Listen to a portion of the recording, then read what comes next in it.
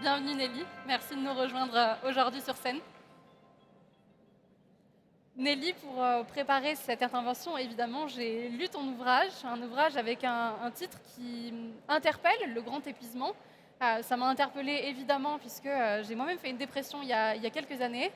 Aujourd'hui, on est de plus en plus à parler de santé mentale, à le vivre dans nos chairs et à pourtant parfois se sentir démunis puisqu'il y a une forme de dépolitisation, aussi de dédramatisation autour de ce que peut être un burn-out ou une dépression. On dit parfois ça va aller mieux, fais un peu de sport et t'inquiète pas, tout ira bien. Pourtant, vous-même, vous avez vécu ce burn-out, cette dépression et vous vous êtes rendu compte évidemment que en étant seul, on ne peut pas forcément s'en sortir.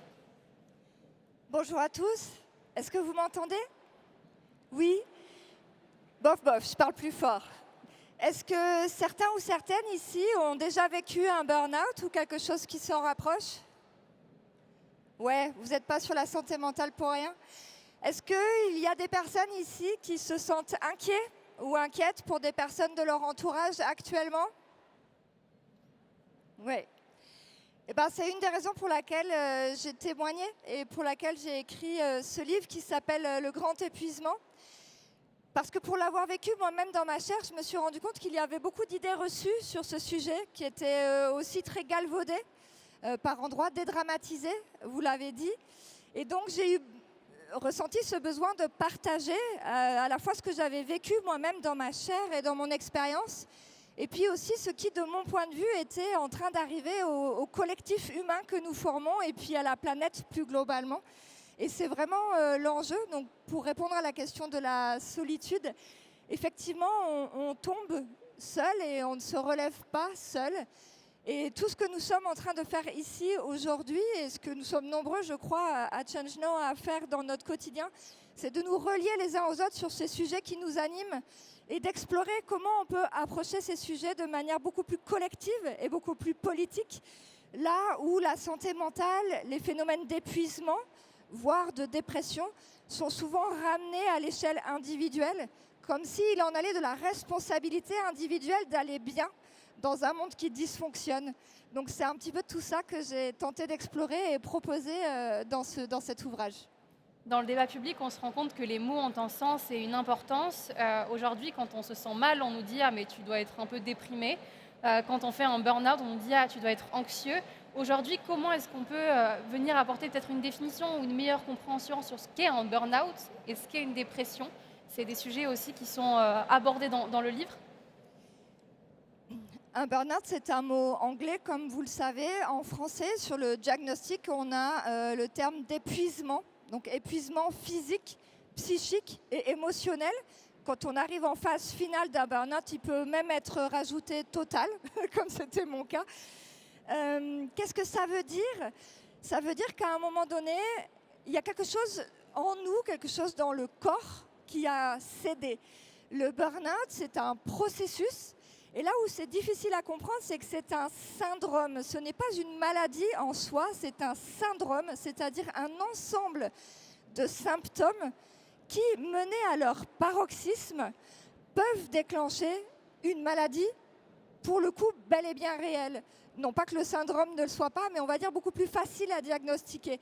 Là où le rôle des médecins est important, c'est d'aller regarder tous les symptômes qui s'expriment et de pouvoir dire tout ceci correspond à un seul et même phénomène qui est un phénomène de burn-out et d'épuisement.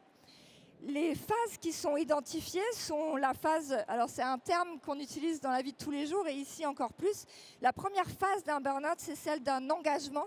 C'est rigolo dit comme ça, mais c'est l'endroit où on se met en mouvement dans le monde, que ce soit dans notre travail, dans notre rôle de parents, de militants, d'activistes ou de citoyens même tout simplement. Et on est comme quelque part aligné, il y a quelque chose d'aligné entre l'énergie que l'on met et puis ce que l'on reçoit en termes de reconnaissance, en termes de satisfaction, il y a comme un vase communicant. La deuxième phase, si on n'y prête pas garde, qui peut conduire à l'épuisement, c'est ce qu'on appelle le surengagement. Le surengagement, c'est le moment où les choses commencent à s'enrayer un petit peu. On entend dans le sur qu'on est quelque part au-delà de nos réserves. C'est l'endroit où il y a différents symptômes qui vont s'exprimer dans le corps. Les plus communs sont liés à l'anxiété et au stress. Ça peut aller du trouble du sommeil à les maux de dos, les maux de cervicales, différentes bobologies, on va dire, qui vont s'exprimer au quotidien. Si on continue le processus, et ensuite on pourra peut-être avoir le temps, je ne sais pas, de regarder les causes, on peut arriver à la phase qu'on appelle la phase d'acharnement. La phase d'acharnement, c'est le moment où les symptômes deviennent des syndromes dans le corps. C'est cette insomnie passagère qui devient chronique et qui s'installe dans le temps. C'est le moment où le déni est roi. On n'est plus en capacité de se rendre compte de ce qui est en train d'arriver. On n'est pas du tout à l'écoute des alertes que notre corps nous lance et parfois même notre entourage et parfois même le corps médical peut nous lancer. Et ce moment d'acharnement, c'est extrêmement dangereux. C'est le moment où tout va devenir chronique dans le corps. Et si on poursuit, on arrive alors en phase finale. Et la phase finale, comme je le disais tout à l'heure, c'est une maladie qui se déclenche. Pour certains, ça va être une incapacité à se lever un matin. Pour d'autres, ça va être des crises d'épilepsie qui vont apparaître de manière soudaine, des crises cardiaques, des AVC sont imputables à des burn-out, ça a été démontré et on le sait aujourd'hui. Et ça va aux troubles psy jusqu'au suicide. Et la dépression est une conséquence du burn-out. Et c'est ça où se situe la différence, c'est que quand on mène les organismes et les êtres que nous sommes un peu au bout de leur réserve, il y a une dépression qui arrive quasi inévitablement. Mais les causes ne vont pas être exactement de la même nature et les soins non plus ne demandent pas exactement la même chose. Est-ce que ça répond à la question ? Vous m'entendez toujours ? Oui, je pense que c'est bon. Merci. Merci beaucoup pour ces éléments. Il y a une différence entre ce livre et les précédents que vous avez pu écrire. On était habitués à des essais, à vraiment des espèces de guides finalement en rapport avec l'écologie. Et là, on découvre un récit qui est particulièrement intime, qui est très fort et qui en même temps s'adresse directement au lecteur en disant je te vois, je t'écoute, je te comprends et peut-être que toi aussi tu me comprends. Et j'aimerais me demander comment est-ce qu'aujourd'hui on fait cette bascule en disant j'ai vécu quelque chose qui est traumatique, traumatisant et je vais le mettre en mots et je vais le mettre sur le papier et je vais faire en sorte que ça devienne un discours politique. Comment est-ce que la bascule s'opère ? Effectivement, je passe beaucoup de temps sur d'autres sujets d'écologie sur lesquels je suis engagée, en particulier sur la question de la pollution plastique et des liens avec la santé. Donc je brasse énormément de sciences, je brasse énormément de concepts aussi, c'est ma vie, c'est mon quotidien et j'adore ça. Mais quelque part, sur ce sujet-là, je n'avais pas envie, comme je le fais là avec vous aujourd'hui, de m'adresser à des cerveaux et à des consciences, j'avais envie de m'adresser à des sensibilités. Et plus que de donner à comprendre le phénomène d'épuisement et la manière dont il est relié et beaucoup plus systémique dans nos sociétés, j'avais envie d'essayer, c'était un pari que je faisais, de donner à le sentir. Ce livre est comme une traversée. Et c'était pour moi important parce que quand on donne une dimension politique, je trouvais ça intéressant d'aller politiser jusqu'à l'intime. L'immense majorité d'un épuisement sévère se passe dans un lit, dans le silence le plus absolu, dans l'incapacité à se lever, à ouvrir les yeux, dans l'incapacité à retrouver une connexion entre ce que notre cerveau veut faire, se lever et aller décrocher le téléphone, et ce que notre corps fait réellement, rester inerte au fond d'un lit. Et donc j'avais plus envie d'explorer de manière beaucoup plus littéraire quelque part, la manière de raconter cet endroit très étrange où la volonté n'a plus aucune prise sur nous. Et donc c'est ce qui a motivé quelque part cette écriture et aussi l'envie d'une authenticité, d'un endroit qui ne triche pas, qui ne conceptualise pas tout de suite, parce que je pense à toutes celles et ceux qui sont encore dedans. C'est juste aussi une forme de rupture de la solitude, le fait de dire « regarde, tu n'es pas seul ». Et donc, il y avait cette envie d'aller au plus proche de l'intime de la couette, quelque part, avec ce texte, pour ensuite prendre le recul plus conceptuel. On l'a entendu dans le panel précédent, il y a quand même une urgence aussi à agir, à aller demander de l'aide. Pour autant, aujourd'hui, il y a quand même des grosses idées reçues qui subsistent sur les questions de santé mentale, sur la dépression. Enfin, moi, j'ai grandi dans une famille où on disait que la dépression, c'était un truc de riche, parce qu'on avait l'impression que c'était vraiment le stéréotype qu'on voit dans les films français aujourd'hui, de la ménagère, plutôt dans une classe aisée, dans un appartement parisien, qui dit « je suis en train de faire une dépression ». Moi, je viens d'une famille d'ouvriers où on dit en fait la dépression, ça n'existe pas. C'est peut-être tu vas mal, mais tu vas arrêter de stresser, tu vas continuer à bosser, et puis il y a un moment donné où ça va se passer, quoi. Comment est-ce qu'on arrive à détricoter aussi ces idées reçues qu'on a toutes et tous d'une certaine manière pour finalement se dire, bon, ça peut aussi me concerner, même si je pense être fort, être forte, et comment est-ce qu'aujourd'hui on arrive à dire, j'ai besoin d'aide. Parmi les idées reçues, il y a effectivement cette idée que ça n'arrive qu'aux plus fragiles d'entre nous, là où les études nous montrent que c'est presque l'inverse. Les burn-out touchent en priorité les personnes les plus motrices dans les organisations. Et ceci a une raison particulière que ce qui rend malade, c'est pas une question de surmenage. L'épuisement n'est pas vraiment une question de quelle quantité de soi on va donner par rapport à un travail, une mission que l'on s'est fixée. C'est vraiment la rencontre entre un individu avec une histoire, à un instant T de sa vie, avec peut-être effectivement des particularités. Mais il y a une deuxième partie de l'équation qu'il ne faut jamais oublier, c'est l'endroit de la rencontre avec un environnement délétère.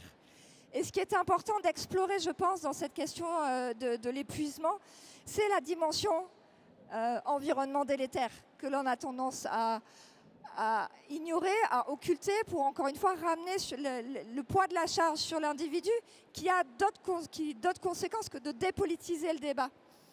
Et donc, en fait, de penser que ça n'arrive qu'aux plus fragiles, c'est quelque part quelque chose en nous qui dit « Ah, il devrait y avoir quelque chose dans son histoire, dans sa vie, dans sa personnalité qui fait que, elle a craqué. » Et c'est ce que j'ai cru pendant plus de 2 ans, j'ai cru que j'avais craqué. C'était de mon entière pleine responsabilité, parce que moi aussi, je viens d'un milieu populaire. J'ai grandi avec la dimension très combative, on n'a pas le droit à l'échec, il n'y a pas de filet de sécurité. Et donc la volonté était devenue une forme de valeur extrêmement forte pour moi. J'étais persuadée que quoi qu'il arrive, nuit et jour, je pourrais travailler, je pourrais toujours donner le meilleur de moi-même et que c'était ma garantie, c'était ma sécurité sociale à moi. Et le jour où ça s'effondre, c'est une remise en question profonde. Et il m'a fallu vraiment une intervention extérieure, encore une fois, la relation, l'aide, accepter de ne pas être seule dans ces processus pour qu'une médecin du travail m'explique que ce qui m'était arrivé était un cas d'école et que ce cas d'école était lié, au-delà des questions de surmenage, à cet environnement délétère dont je vous parlais, qui nous amène on n'a pas le temps de développer, mais je vous les donne comme ça vous permettra de continuer à y réfléchir, à des situations de conflit de valeurs, d'injonctions contradictoires et de perte de sens. Et c'est ça qui rend malade. Et c'est ça qui est délétère dans le monde d'aujourd'hui et qui l'est de plus en plus. Nous sommes de plus en plus soumis à des injonctions contradictoires. Et non seulement les personnes les plus touchées ne sont pas les plus faibles ou les plus vulnérables, mais pour moi, ce sont des êtres dont les corps sont entrés en résistance, en forme de désobéissance, en disant « je refuse de me plier 1 minute de plus », même si tout ça est inconscient, parce que malheureusement, on ne tombe pas malade par choix. Mais c'est quelque part quelque chose, un endroit où en fait, on décide, où on ne non-décide de se conformer. Et à partir de là, quand on comprend que quelque part, c'est une forme de puissance qui s'exprime, un élan de vie qui est beaucoup plus fort et qui s'exprime à travers l'épuisement, il y a un renversement de la représentation, il y a un renversement de la situation. Et là, on peut commencer à politiser et à rentrer dans les causes structurelles, les causes systémiques et beaucoup plus globales de ce qui nous arrive, puisque la perte de sens et l'injonction contradictoire sont omniprésentes dans nos sociétés. Elles sont partout, de plus en plus fortes, de plus en plus criantes. Et les corps qui cèdent sont souvent ceux dont le sens de la justice est le plus fort, le plus important. Et donc il y a vraiment ce lien en fait entre une entrée en résistance face à quelque chose avec lequel on ne peut plus coopérer. Merci beaucoup Nelly. En tout cas, on a pu avoir un aperçu de ce que tu développes dans le livre. Est-ce qu'il y a d'autres moyens de continuer à approfondir ça sur ton livre ? Oui, alors aujourd'hui, vous avez un pianiste extraordinaire qui dialogue avec les oiseaux. Il s'appelle Lorenzo Nakarato et à 4h30, on va faire une petite lecture de quelques pages du livre. Et puis à 5h30 en conférence. Et après, si j'ai écrit ce livre avec une approche très sensible, je me tiens disponible dans tous les endroits où ça peut avoir potentiellement un impact pour des conférences ou des discussions, des ateliers autour de cette thématique en ayant peut-être le temps de tirer le fil un peu plus loin. Merci beaucoup. Merci à nouveau pour votre attention, pour votre présence autour de cette thématique. J'aimerais rappeler également que si vous avez besoin d'aide, il existe des numéros, des lignes que vous pouvez appeler pour demander de l'aide. N'hésitez pas à en parler aussi à vos proches, parce qu'on parle de santé mentale, on est là un peu à porter la bonne parole, mais à nouveau, c'est important d'en parler, c'est important de refaire société, de créer du lien. N'hésitez pas aussi à aller voir vos voisins, parce qu'on n'arrête pas de dire la communauté, le collectif, c'est important, mais on connaît même plus nos voisins. Et ça veut dire quoi en fait dans une société où il suffit juste d'aller taper à une porte. Donc je vous invite à faire ce pas à nouveau, à aller à nouveau vers les autres, parce que c'est notre meilleure arme, je dirais, aujourd'hui, face à toutes ces problématiques qu'on a pu aborder dans un monde qui est en train de se déliter, de se délier, aussi grâce à des forces qui n'attendent que ça finalement, qu'on ne se parle plus et qu'on ne fasse plus société. Donc je compte sur vous également pour porter ce message au quotidien et dans vos vies. Je vous remercie.